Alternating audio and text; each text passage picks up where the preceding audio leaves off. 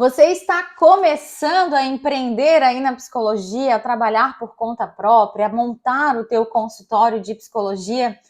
Quais são os impostos que devem ser pagos? Vira uma dúvida aí para você, se você tem que fazer alguma coisa agora nesse início, né? Esse vídeo vai para todos e todas os recém-formados, recém-formadas na faculdade de psicologia, ou para aqueles mesmo que já se formaram há algum tempo, mas que agora vão atuar de maneira mais eficiente, eficaz, mais profissional dentro de um consultório de psicologia ou dentro de um dos tantos ramos de psicologia que a gente tem por aí. O que fazer, né? Como pagar os impostos? Quais são os cadastros obrigatórios? É sobre esse assunto que eu quero te convidar a assistir esse vídeo. Vem comigo.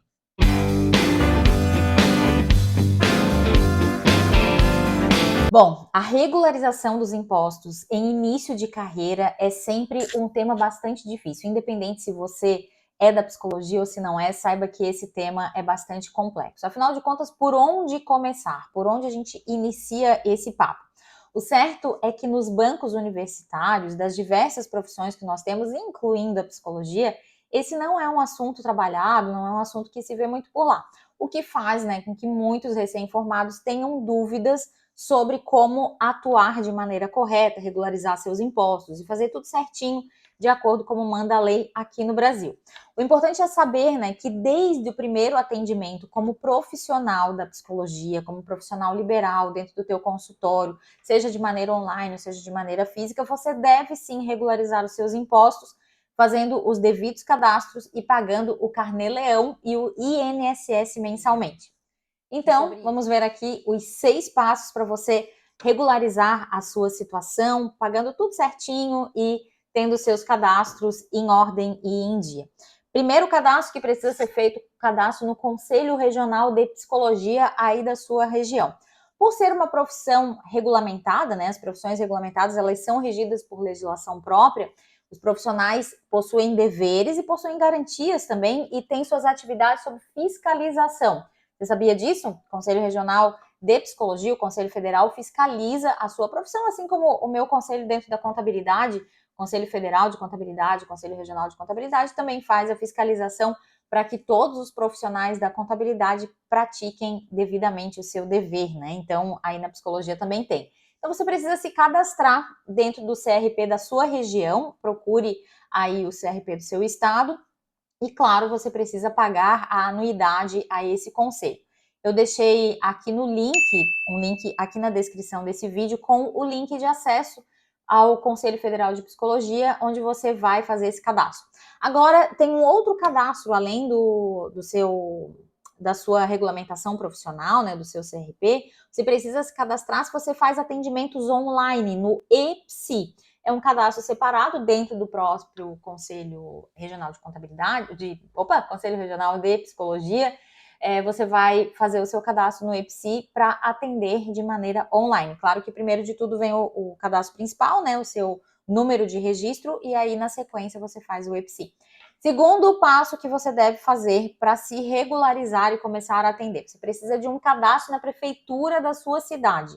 Isso porque os serviços de psicologia, o próprio nome já diz, é serviço. Então, quem regulamenta a parte de serviços dentro de um município é a prefeitura da sua cidade. Então, você vai entrar no site da sua prefeitura, procurar por cadastro e fazer um cadastro de profissional autônomo. A gente tem duas modalidades principais na maior parte das prefeituras das cidades. Uma é o cadastro profissional autônomo não estabelecido, que quer dizer que você não tem uma sede física, um consultório físico. Você atende pela internet a partir da sua casa. E o segundo tipo de cadastro é um cadastro de autônomo estabelecido, onde você tem um local que atende e que recebe as pessoas. Esse é um cadastro um pouco maior, digamos assim, porque você vai precisar de alguns alvarás, algumas vistorias, isso depende de cada prefeitura.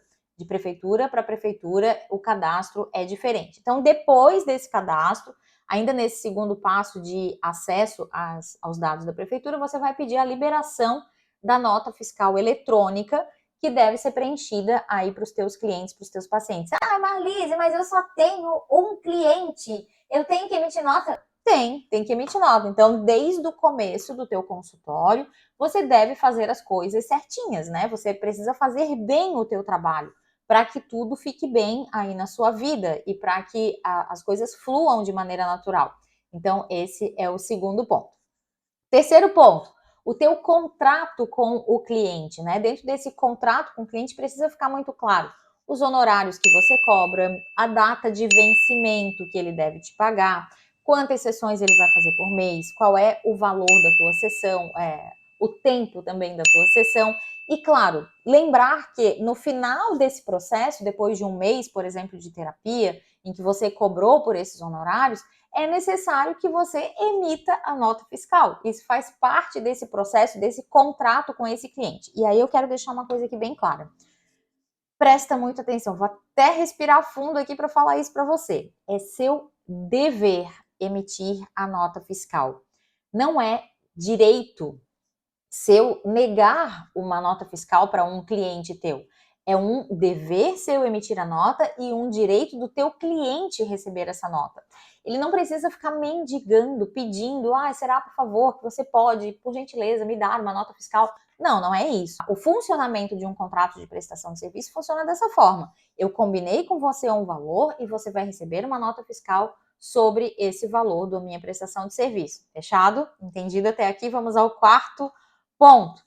Depois de emitida a nota fiscal, então você fez o cadastro no CRP, você tem o cadastro na prefeitura, você emitiu a nota fiscal para o teu cliente, você precisa agora pagar os seus impostos, né? Então, a necessidade de pagar os impostos vem, então, a partir da emissão da nota fiscal. Você precisa pagar os impostos. Quais deles? Primeiro deles é o imposto de renda da pessoa física, né? Que deve ser pago mensalmente.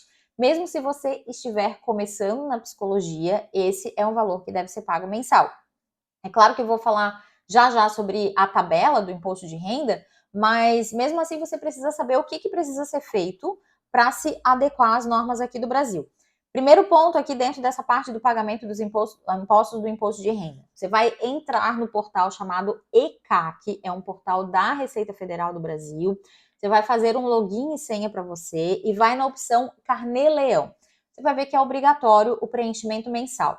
Ali você vai informar o valor total recebido de cada cliente, a data de recebimento e o CPF de cada cliente. Então, você vai colocar lá que a Marlise, CPF 952 alguma coisa, pagou no dia 21 de fevereiro a quantia de R$700. Então, você vai lançar lá nesse carnê esse valor como sendo sua entrada. Então, o Carnê-Leão, ele vai fazer essa conta automaticamente, você não vai precisar se preocupar, quanto de imposto eu pago, como é que emito a guia, não, tá tudo ali automático. Você vai fazer o preenchimento e o próprio carnê vai emitir o DARF para você. Claro que tem alguns comandos ali que precisam ser feitos. E aí, claro, além do valor da receita, você precisa também colocar o valor da despesa, aquilo que foi gasto durante o mês para que aquela atividade pudesse ser incluída. O que você pode colocar? Você pode colocar aluguel, condomínio e IPTU do consultório. Você pode colocar água, luz, telefone e internet do consultório, se você tem uma sede física. Você pode colocar as despesas com empregados, se por acaso tiver, materiais de escritório que você utilizar, que comprar para o dia a dia. Você pode colocar honorários de serviços contratados, como contabilidade, por exemplo. Se você comprou testes, né, psicológicos para aplicar nos seus clientes, se você tem um CRP pago naquele mês, você pode utilizar também. Pode colocar o ISS, que é o Imposto sobre Serviços, e também supervisão. Então, se você paga supervisão, desde que tenha nota ou recibo, você pode declarar assim. Você vai pagar essa guia mensalmente, e aí na época da declaração de imposto de renda, você vai importar essas informações para a sua declaração. Agora, entenda o seguinte, esse é o trâmite geral do que precisa ser feito para o imposto de renda. Não quer dizer que você vai pagar impostos desde o começo, desde o primeiro mês. Eu dei o exemplo ali de R$700. Ok, nesse momento eu só tenho um cliente de R$700, né? Então, você vai lançar o Carnê-Leão lá dentro do imposto, e se este valor ultrapassar o limite mínimo, que hoje, na gravação desse vídeo, fevereiro de 2023, é de R$ 1.903,98, se ultrapassar esse valor, você vai pagar imposto. Se for menor do que este valor, você não paga impostos. Mas mesmo assim, você deve fazer esse registro lá no Carnê-Leão. Até esse valor, então, você fica isento e não precisa recolher nenhum valor de tributos. Acima de R$ 1.903,99 até um valor de R$ 2.826,65, a alíquota do imposto de renda que você vai pagar é de 7,5%. Ultrapassando 2.826,66 até 3.751,05, a alíquota é de 15%. Então, o imposto vai aumentando à medida que você vai recebendo mais. Depois, ali entre 3.751,06 até 4.664,68, você vai pagar um imposto de 22,5%. E acima de 4.664,68, a alíquota é de 27,5%. É uma alíquota bastante elevada. Então, preste atenção aí qual é o valor que você recebe por mês. É claro que eu estou falando para quem está começando, quem está em início de carreira e talvez ainda não tenha um valor de R$ 1.903 aí por mês, ou se tiver com deduções e tudo mais, fique dentro desse limite de isenção. Agora, se você já atende por plano, atende em outro local, tem um trabalho de CLT ou é funcionário público, então aí você tem que entender que esses dois valores são somados dentro da sua renda e você paga uma alíquota maior de impostos. Vamos ao quinto ponto. Outro ponto de atenção é o INSS. Então você deve recolher o INSS mensalmente. Agora, muita atenção às regras, como é que se faz esse recolhimento. Se você presta serviços apenas para pessoas físicas, você pode tributar pagando 11% sobre o salário mínimo, através do código 1163, que é contribuinte individual mensal, para autônomos, então, que prestam serviços exclusivamente para pessoa física. Se você tiver algum cliente que é pessoa jurídica ou se você presta serviços de CLT, aí essa conta já não vale mais. Né? Esse valor de 11% sobre o salário mínimo é somente para quem presta serviços exclusivos para pessoa física. Se tem um CNPJ aí na jogada, você tem que contribuir com 20% sobre o valor total do faturamento. E claro, esses 20%, né, vai contribuir também para o teu salário de contribuição, para fim de aposentadoria, auxílio maternidade e tudo mais. Saiba que pagar os teus impostos na pessoa física é mais econômico até chegar num montante aproximado de R$ 5.000. Então, o que você tem que fazer se você estiver na pessoa física? Fazer o cadastro na prefeitura, pagar o carnê-leão e fazer o recolhimento do INSS todos os meses. Então, esse valor aproximado até R$ 5.000 é o valor dos honorários que você recebe. Acima disso, é necessário um estudo tributário mais detalhado para verificarmos a tua situação. Então, se ultrapassou aí entre 5 e 7 ou acima de 7 você já pode ficar sabendo que vai ser mais barato para você abrir um CNPJ. Entre 5 e 7 tem um limbo aí que a gente precisa estudar e para isso o nosso diagnóstico da sua situação fiscal, o link está na descrição desse vídeo. E sexto e último ponto, né? Entenda que ultrapassando esses R$ 7.000, você pode ter uma empresa optante do Simples Nacional, tributando os seus impostos através do anexo 3, iniciando com 6% de tributação e com a aplicação do fator R, que é o valor de 28%, retirado a título de Prolabore, sendo pago oficialmente como Prolabore. Espero que esse vídeo tenha sido útil para ti. Deixa aqui no comentário se ele foi útil ou não.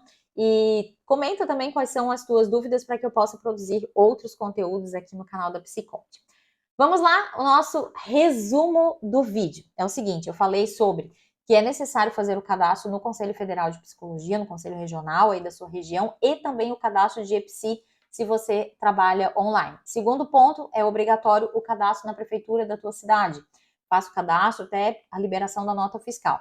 Terceiro, emita as notas fiscais para todos os teus clientes, os teus pacientes. Isso é teu dever, é tua obrigação. Não se fala mais nisso.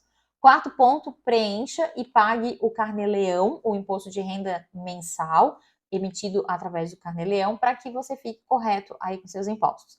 Quinto ponto, pagar o INSS sobre o valor recebido, claro, limitado ao teto máximo, mas prestando sempre atenção ao que você está faturando todos os meses, se você pode emitir com 11% ou com 20%. E sexto e último ponto, se você estiver recebendo mais do que R$ 5.000, fique atenta. Pode ficar mais barato abrir um CNPJ.